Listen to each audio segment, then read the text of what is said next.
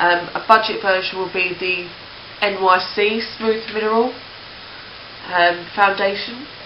And this one's really good. This has got an SPF in it. And I just apply them with my kabuki brush.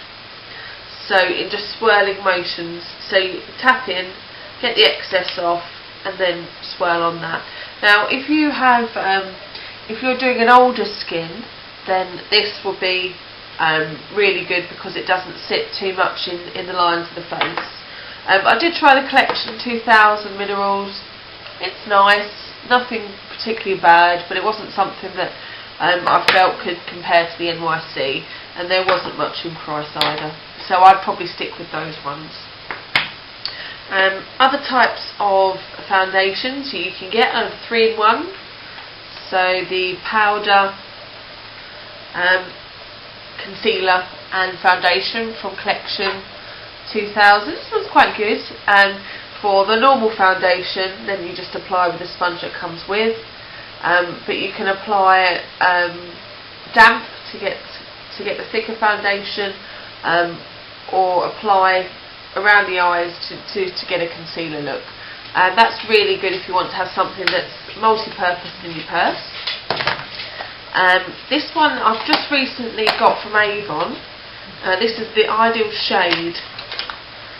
It's very similar to the Revlon, where it does try and sort of get to your, dazzle you with the mirror there, get to your normal skin tone. This is nude.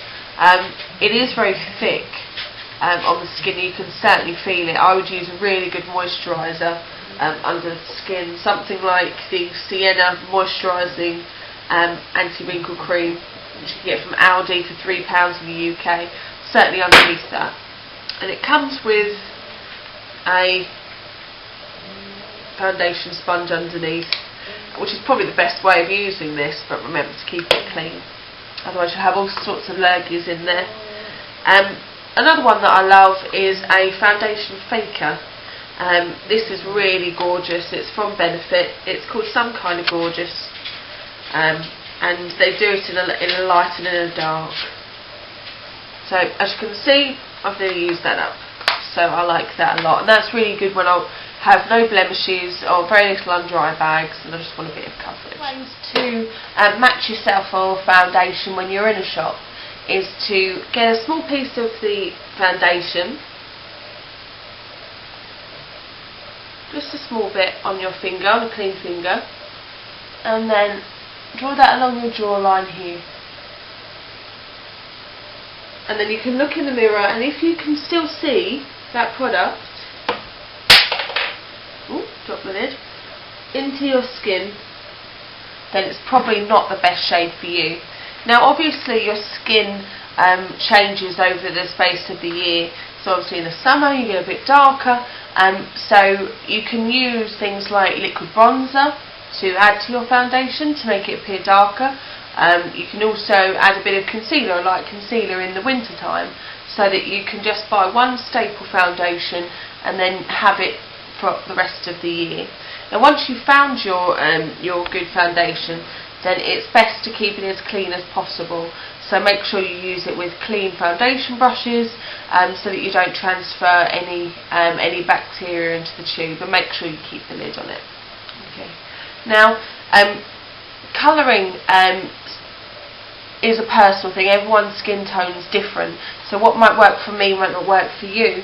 MAC have a warm and a cool colouring system to their foundations, NW20 and NC. Now they start at 15 or 20 depending on the products that you use, and they go up and they get darker shades. Pop along to a counter, any Bobbi Brown, Estee Lauder, any good counter in Illamasqua will actually colour match your skin for you. But if you're going into Superdrug or Boots or a chemist or drugstore, then try it on your jawbone, and if it settles into your skin and you can't see an obvious join, then that's the colour for you. Now that's everything you need to know about foundation. Okay guys, let's talk about powders. Now powders are used primarily to set foundation, but some of the new generation of powders you can actually get a good coverage out of them. So you can use them to hide any imperfections on your skin. One of the best ones that I've used and I use every day is the Skin Finish Natural by MAC. But my colour's light medium. You can get medium, dark, medium, or even light. So we've got a good range of colours. Now it does come in a dome shape, and you apply it with a brush or a kabuki, and it does give you a good sort of light coverage. It can give you a powdery finish if you apply too much. So do go sparingly with this. Another good powder that I've used for oily skin certainly is the Stay Matte powder by Rimmel, that goes along with the foundation that I showed you earlier on. Collection 2000 sheer loose powder, and obviously with loose powder then it's a bit different. This one comes with a powder puff, so make sure you use a round fluffy brush to apply that, and make sure that you dust off any of the excess as well, otherwise you'll probably sort of have that all day. Now this is a True Match powder by L'Oreal. This is quite a medium coverage powder. As you can see, I've used it to hit the pan at the bottom. Really good. It's got a little mirror and powder in there.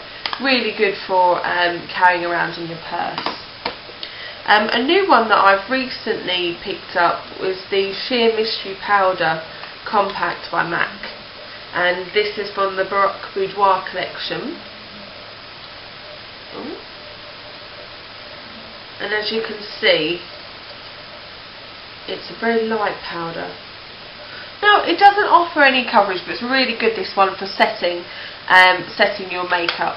Now I would certainly carry that around and be confident in using it to set the makeup throughout the day if I'm out. Okay, so any of those powders will work for you. The Collection 2000 is a really good budget one. The MAC is probably the best one now, the ones that I've used to make sure that my foundation was set and then it lasts. Now there are some other things that you can do to either finish off or make your foundation last longer. A primer is a good thing to invest in if you have oily skin, because then it will last longer, it won't slide off. This one's the Gosh Velvet Touch primer, which is fantastic, and it gives a really nice luminosity to the skin without being shiny or oily. I've got a Recover Perfect Skin primer, which is Healthy Glow 004. This is slightly tinted. If you have good skin with very little blemishes, then you could probably use this on its own, just with a dab of concealer where you need it. Now if you find that your foundation is getting cakey over the day, or it needs a bit of refresh, then try spritzing water or something like the Flix Plus or the Charged Water from MAC.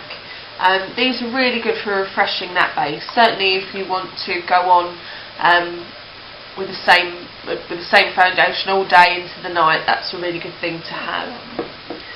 Finishing touches to give you that sort of luminosity and glow would be the Eyeko highlighting cream.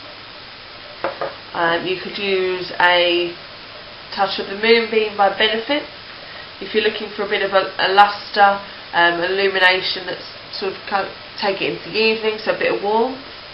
And you can even get a little bit of a liquid highlighter like this one from Primark or High Beam from Benefit, to add a bit of dewiness to the skin for the daytime. So you can achieve a lot of different finishes and textures with your foundation, as long as you choose the right one for your skin. I hope you found that enjoyable and helpful. I've been looking for foundations and concealers for many years now, and those are the ones that I've come up with that I like the most.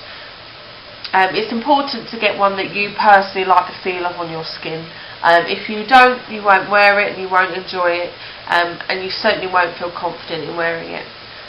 This video's dragged on a little bit, so it might be a two-parter, people. I do apologise. But if you like this video, then don't forget to hit the stars below and rate it for me. To see the rest of the looks for January, and I've got something special coming up, then hit the subscribe button as well. And I hope you're all well. Take care, guys. Big hugs.